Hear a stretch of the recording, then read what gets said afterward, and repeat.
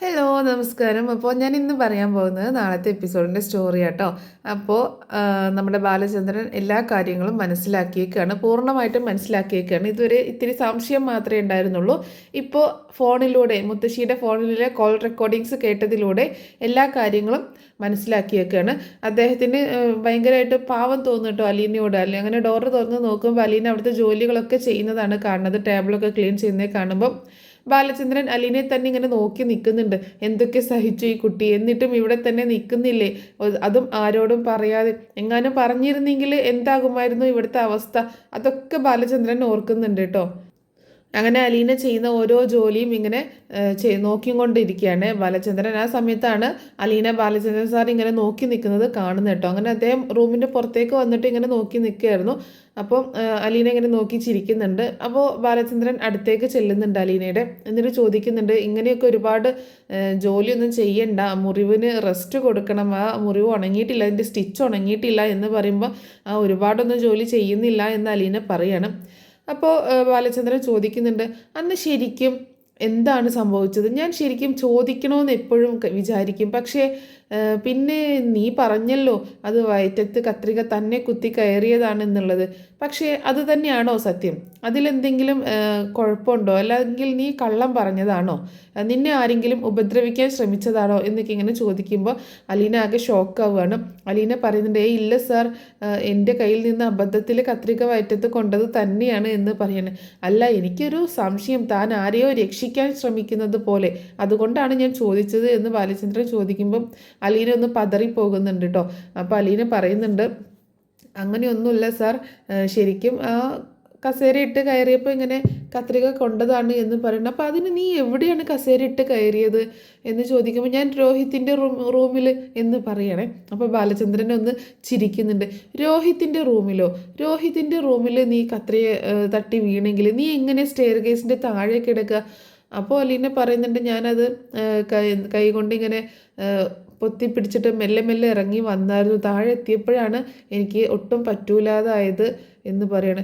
അപ്പോൾ ചോദിക്കുന്നുണ്ട്, എന്നിട്ട് ആ റൂമിലൊന്നും ഒരു ബ്ലഡിൻ്റെ ഒരു അംശം പോലും ഇല്ലല്ലോ, അല്ലെങ്കിൽ ഈ സ്റ്റെയർ കേസിലാണെങ്കിലും ബ്ലഡ് ചാടിയതൊക്കെ കാണണ്ടേ, അങ്ങനെയൊന്നും ഇല്ലല്ലോ എന്ന് ചോദിക്കുകയാണേ. അപ്പോഴും അലീന ആകെ പതറിപ്പോവാണ്, എന്ത് ഇതിന് മറുപടി കൊടുക്കുമെന്നറിയാതെ. അലീന ഇങ്ങനെ തപ്പി തടഞ്ഞ് ഇങ്ങനെ പറയാനായിട്ട് ശ്രമിക്കുകയാണ്. ആ സമയത്ത് വലിയ മുറിവൊന്നും ഉണ്ടായിരുന്നില്ല. ഞാൻ ഇവിടെ വന്ന സമയത്ത് ആ കത്രിക ഇങ്ങനെ പിടിച്ചപ്പോഴാണ് ബ്ലഡ് ഇങ്ങനെ ഒരുപാട് ഇങ്ങോട്ടേക്ക് പോരാൻ തുടങ്ങിയത് എന്നൊക്കെ പറഞ്ഞൊരു വിധം ഒപ്പിക്കുകയാണ്. ശരി ശരി, ഞാൻ വിശ്വസിച്ചു എന്ന് പറയാണ്. എന്താണെങ്കിലും ഇതിൻ്റെ പുറകിൽ എന്താണെന്ന് ഞാൻ കണ്ടെത്തും എന്ന് തന്നെ ബാലചന്ദ്രൻ പറയുന്നുണ്ട് കേട്ടോ.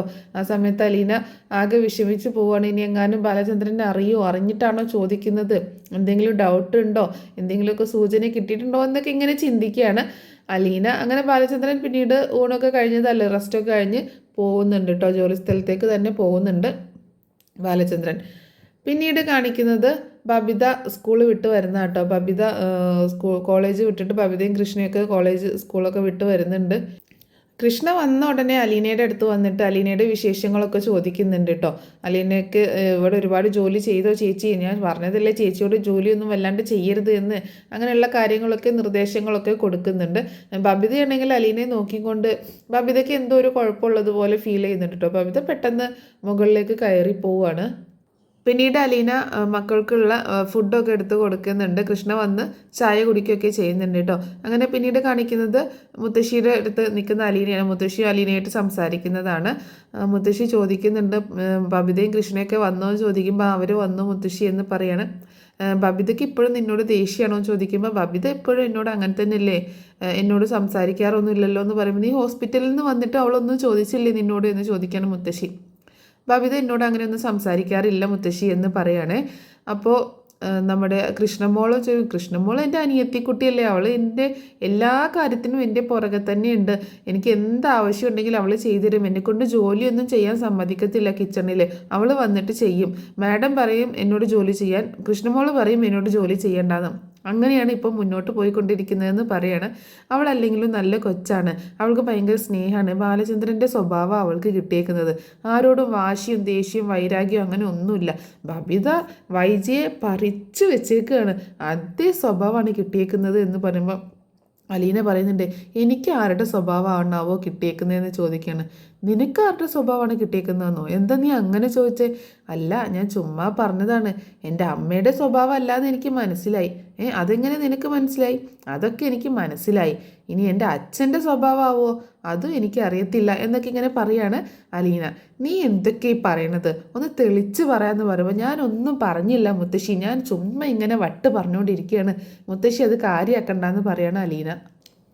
നീ ചുമ്മാ വട്ട് പറഞ്ഞുകൊണ്ടിരിക്കുമെന്നല്ല, കുറച്ചായി നീ ഇങ്ങനെ വട്ട് പറയാനൊക്കെ തുടങ്ങിയിട്ട്, നീ ഇങ്ങനെ ഓരോ കടങ്കഥയാണ് എന്നൊക്കെ പറഞ്ഞ് പറയാൻ തുടങ്ങിയിട്ട്. നീ പറയുന്നതിൽ എന്തൊക്കെയോ കാര്യങ്ങളുണ്ട്, നിനക്ക് എന്തൊക്കെയോ, നിൻ്റെ മനസ്സിൽ എന്തൊക്കെയോ കാര്യങ്ങളുണ്ട് എന്നൊക്കെ മുത്തശ്ശി പറയുമ്പോൾ, ഒന്നുമില്ല മുത്തശ്ശി, ഞാൻ ചുമ്മാ പറഞ്ഞതാണ്, ഞാൻ വിശ്വസിച്ചു, എന്താണെങ്കിലും ഞാൻ കണ്ടെത്തിക്കോളാം എന്നൊക്കെ മുത്തശ്ശി പറയുന്നുണ്ട്. അതങ്ങനെ മുത്തശ്ശിക്ക് പെട്ടെന്നൊന്നും കണ്ടെത്താൻ പറ്റത്തില്ല കേട്ടോ എന്ന് അലീനയും പറയാണ്. പിന്നീട് കാണിക്കുന്നത് വൈജ ബാങ്കിൽ നിന്ന് വരുന്നതാട്ടോ. ബാങ്കിൽ നിന്ന് വരുന്ന സമയത്ത് ബബിതയാണ് ഡോറ് തുറന്നു കൊടുക്കുന്നത്. വൈജയാണെങ്കിൽ ഭയങ്കര ദേഷ്യത്തിലാട്ടോ ബാങ്കിൽ നിന്ന് വരുന്നത്. ബബിതയെ കണ്ടതും ഭയങ്കര ദേഷ്യപ്പെടുന്നുണ്ട്. എന്നിട്ട് ബബിതയെ ക്വസ്റ്റ്യൻ ചെയ്യുന്നുണ്ട്. നീ ഇന്ന് കോളേജിൽ പോയില്ലേ എന്ന് ചോദിക്കുകയാണേ. ഞാൻ കോളേജിൽ പോയമ്മേ, എന്നോട് കള്ളം പറയണ്ട, നീ ഇന്ന് കോളേജിൽ പോവാതെ ആരുടെ കൂടെയാണ് കറങ്ങാൻ പോയത് എന്നൊക്കെ ചോദിക്കുകയാണ്. ഞാൻ കണ്ടിട്ടാണ്, ഞാൻ അറിഞ്ഞിട്ടാണ് നിന്നോട് ചോദിക്കുന്നത് എന്നൊക്കെ പറയുമ്പോൾ, ഇല്ലമ്മേ ഞാൻ പോയില്ല, ഞാൻ കോളേജിൽ തന്നെയായിരുന്നു എന്ന് പറയുമ്പോൾ, ഞാൻ കോളേജിലേക്ക് വിളിച്ച് അന്വേഷിക്കും, നീ എവിടെയായിരുന്നു, നീ കോളേജിൽ വന്നിരുന്നോ എന്നൊക്കെ അന്വേഷിക്കും എന്ന് പറയുമ്പോൾ ബബിത ആകെ പേടിച്ചു പോവുകയാണേ. ഒരു പക്ഷേ ഇങ്ങനെയൊരു സീനായിരിക്കാം ഈ ബബിതയുടെ ഒരു കേസിൽ വരാനായിട്ട് പോകുന്നത് കേട്ടോ. അതുകൊണ്ടാണ് ആ ഒരു സ്റ്റോറി പറഞ്ഞത്. വൈജ വരുമ്പോൾ ബബിതയാണ് ഡോറ് തുറന്ന് കൊടുക്കുന്നത്. അപ്പോൾ ബബിത ആകെ ഭയന്ന് പോകുന്നുണ്ട്. എന്നിട്ട് നന്നായിട്ട് വഴക്ക് പറയാണ് ബബിതയെ വൈജ കേട്ടോ. ആ സമയത്ത് വൈജയ്ക്ക് നല്ല മറുപടിയും കൊടുക്കുന്നുണ്ട് കേട്ടോ ബബിത. അപ്പോൾ ഞാൻ എങ്ങോട്ടും പോയില്ല എന്നൊക്കെ പറഞ്ഞാണെങ്കിലും വൈജ നന്നായിട്ട് ചീത്ത പറയുന്നുണ്ട്.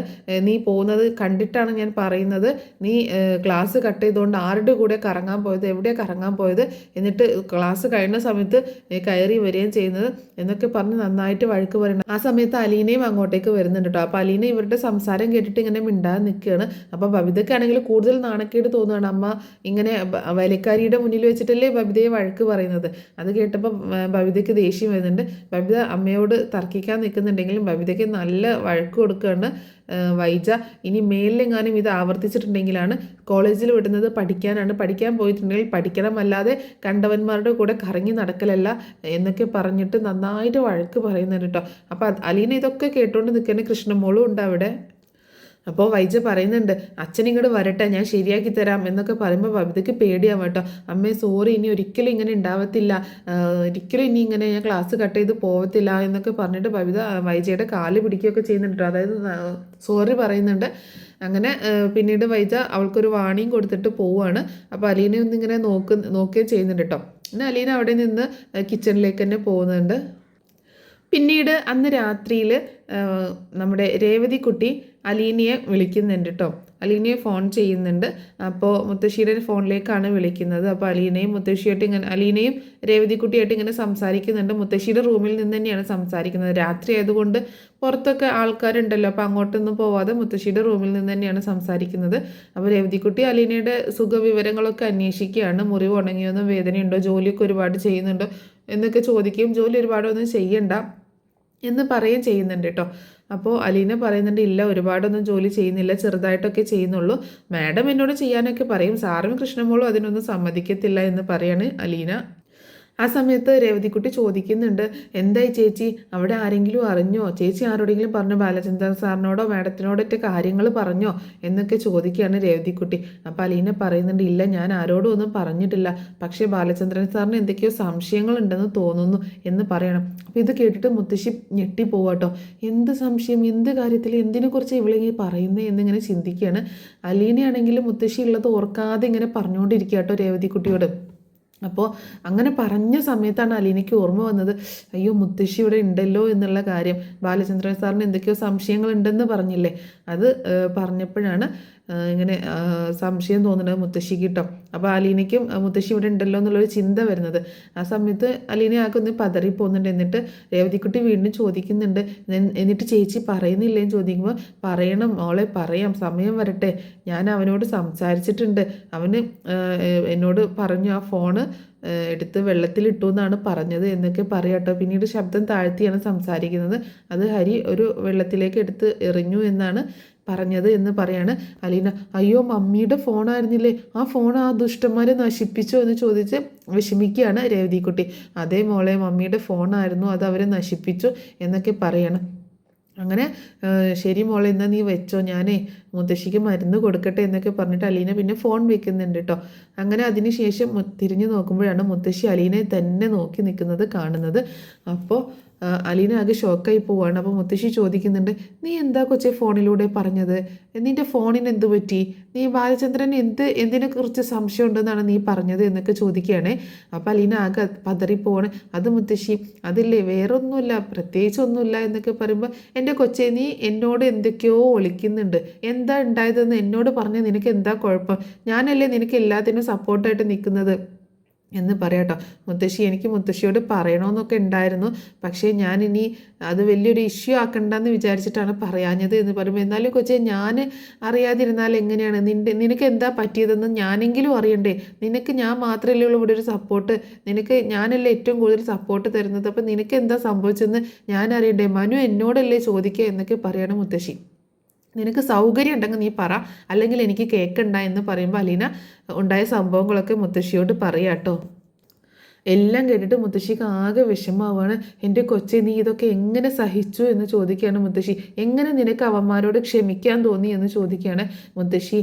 ഞാൻ അത് എങ്ങാനും പരാതി കൊടുത്തിട്ടുണ്ടായിരുന്നെങ്കിൽ ഈ വീട്ടിലെ അവസ്ഥ എന്തായിരിക്കും, ബാലചന്ദ്രൻ സാറിൻ്റെയും മാഡത്തിൻ്റെയും കൃഷ്ണമോളുടെയും ബബിതയുടെയും ഒക്കെ അവസ്ഥ എന്തായിരിക്കും, അവർക്കൊക്കെ പുറത്തിറങ്ങാൻ പറ്റുമോ എന്നൊക്കെ ചോദിക്കുകയാണ് അലീന.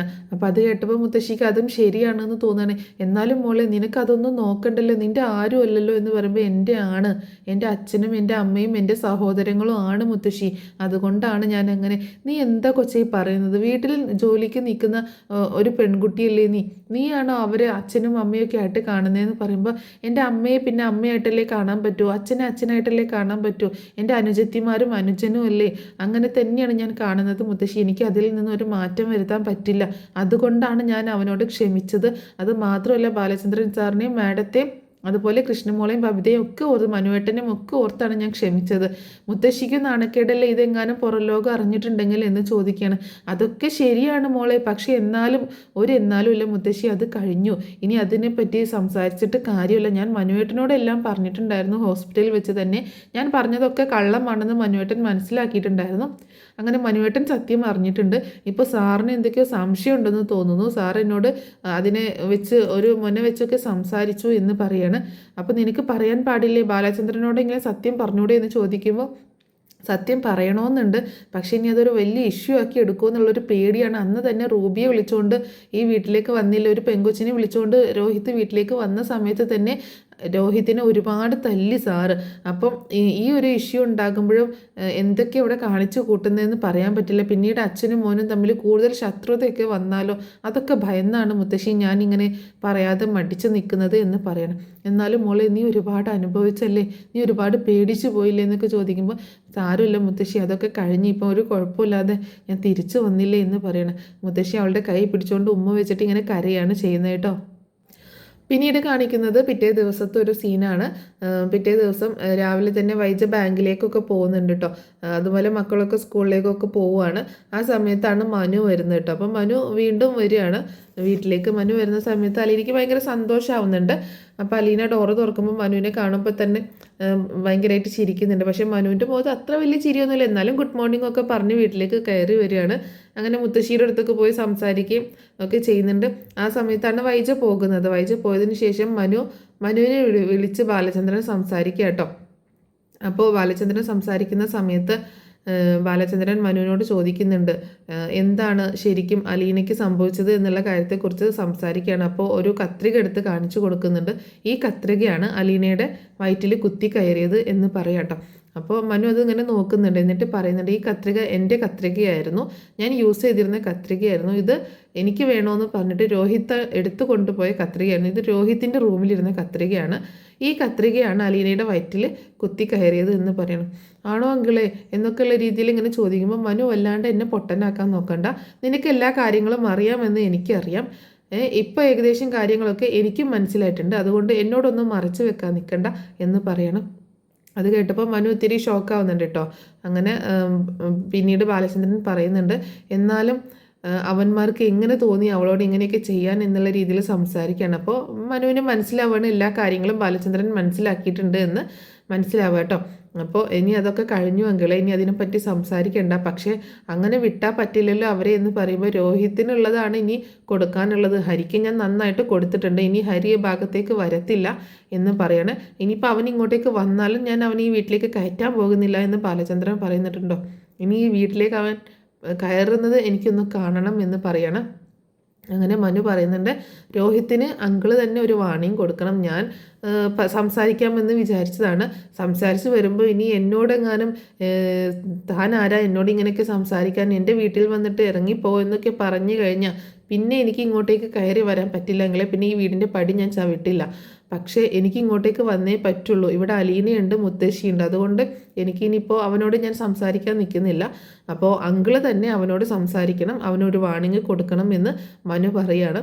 അപ്പോൾ ഇത്രയൊക്കെ കാര്യങ്ങളാണ് നാളത്തെ എപ്പിസോഡിൽ സംഭവിക്കാൻ സാധ്യതയുള്ളത്. ഒരു പക്ഷേ ഏതെങ്കിലും സീനുകളിൽ മാറ്റം വരാനുള്ള സാധ്യതയൊക്കെ ഉണ്ട്. എന്താണെങ്കിലും ചെറിയ ചെറിയ മാറ്റങ്ങളായിരിക്കും, ചിലപ്പോൾ ചില സീനുകൾ ആഡ് ആവാനും ചില സീനുകൾ റിമൂവ് ആവാനുള്ള സാധ്യതയുണ്ട്. കുറച്ചൊക്കെ നമ്മൾ ഇമാജിനേഷൻ കൂട്ടിയിട്ടാണ് പറയുന്നതെന്ന് എപ്പോഴും പറയുന്നതാണ്.